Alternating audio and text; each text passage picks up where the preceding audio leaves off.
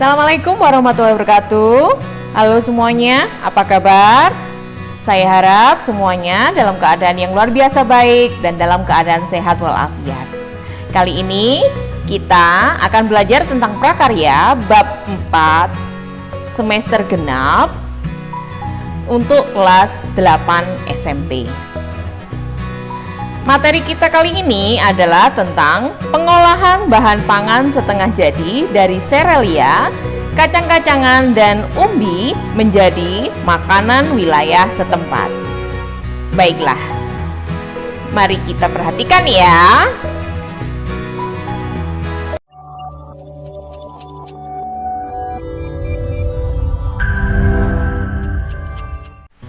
Untuk yang pertama, kita akan belajar dahulu tentang pengertian yang ada dalam materi ini. Yang pertama adalah pengolahan bahan pangan.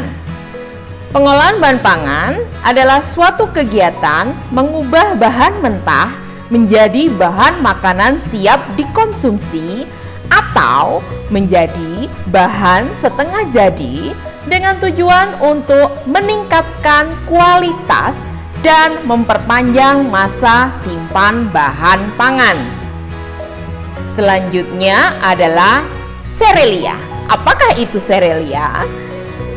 Serelia adalah jenis tumbuhan, golongan tanaman padi-padian, rumput-rumputan atau graminea yang dibudidayakan untuk menghasilkan bulir-bulir berisi biji-bijian sebagai sumber karbohidrat atau pati. Selanjutnya adalah umbi. Umbi adalah organ tumbuhan yang mengalami perubahan ukuran dan bentuk atau disebut dengan pembengkakan sebagai akibat perubahan fungsinya. Organ yang membentuk umbi terutama batang, akar, atau modifikasinya.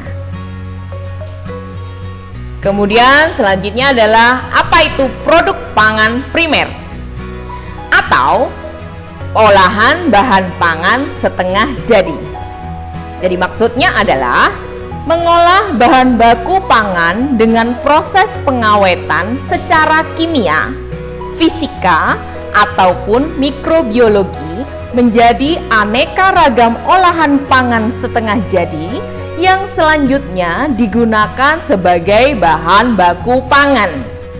Bahan pangan setengah jadi memiliki nilai ekonomis lebih tinggi karena dapat memiliki umur simpan yang lebih panjang dan dapat diolah secara cepat sesuai kebutuhan.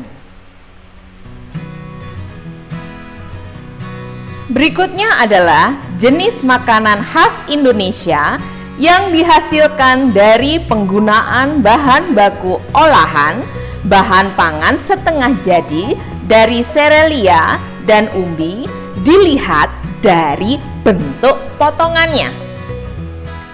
Yang pertama adalah olahan pangan setengah jadi dengan bentuk pipih tebal atau tipis. Kalau bentuk pipih tebal atau tipis dari serelia contohnya adalah kerupuk jendar, rengginang, emping jagung, kerupuk bawang, bihun, dan mie. Dan apabila bentuk pipih tebal atau tipis dari umbi, contohnya adalah kerupuk tete, keripik singkong, sawut atau gaplek, ubi jalar, gaplek ubi kayu, dan kentang beku. Yang kedua adalah olahan pangan setengah jadi dengan bentuk butiran besar. Yang pertama, bentuk butiran besar dari bahan serelia adalah beras atau beras instan, beras jagung, jagung pipil kering dan beku, aneka butiran oat, aneka pasta, beras atau biji sorghum. Selanjutnya, bentuk butiran besar dari bahan kacang-kacangan adalah kacang hijau, kacang tanah, dan kacang kedelai. Yang ketiga, bentuk butiran besar dari umbi adalah tiwul instan dan beras singkong. Selanjutnya, olahan pangan setengah jadi dengan bentuk butiran halus. Yang pertama adalah bentuk butiran halus dari serelia, yaitu tepung beras, tepung jagung atau maizena, tepung terigu, dan tepung sorghum. Selanjutnya, bentuk ruangan setengah jadi dengan bentuk butiran halus dari umbi, yaitu tepung ubi jalar, tepung tapioka, tepung talas, dan tepung ketan. Makanan dibutuhkan manusia untuk kelangsungan hidupnya. Makanan yang masuk ke dalam tubuh selain menjaga kesehatan, juga digunakan untuk proses pertumbuhan, mengganti sel-sel yang rusak, dan persediaan energi, agar proses-proses biokimiawi dalam tubuh tetap berjalan sebagaimana mestinya. Hal ini menunjukkan bahwa manusia memerlukan zat gizi dari makanan dalam jumlah tertentu untuk kelangsungan hidupnya.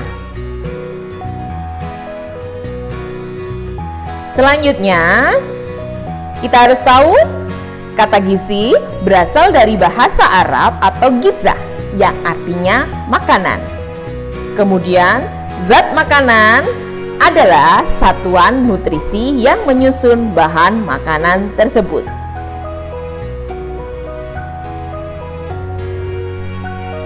Untuk selanjutnya adalah zat gizi yang dapat dikelompokkan menjadi 3 kelompok adalah sebagai berikut.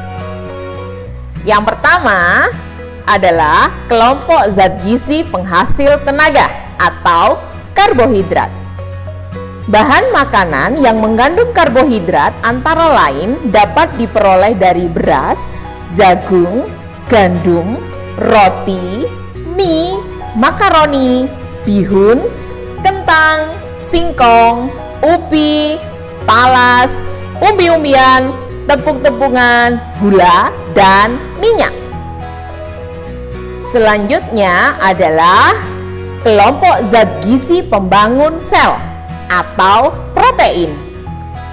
Dapat diperoleh dari daging, ayam, kelinci, telur, ikan, udang, susu, serta kacang-kacangan dan hasil olahannya seperti tahu atau tempe.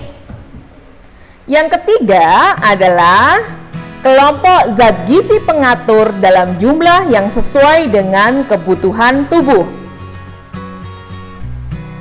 Terdapat pada sayur-sayuran yang berwarna kuning, jingga, dan merah, serta buah-buahan. Saya rasa cukup sekian materi kali ini, semoga kalian bisa memahaminya. Sampai jumpa pada materi selanjutnya. Saya akhiri, wassalamualaikum warahmatullahi wabarakatuh.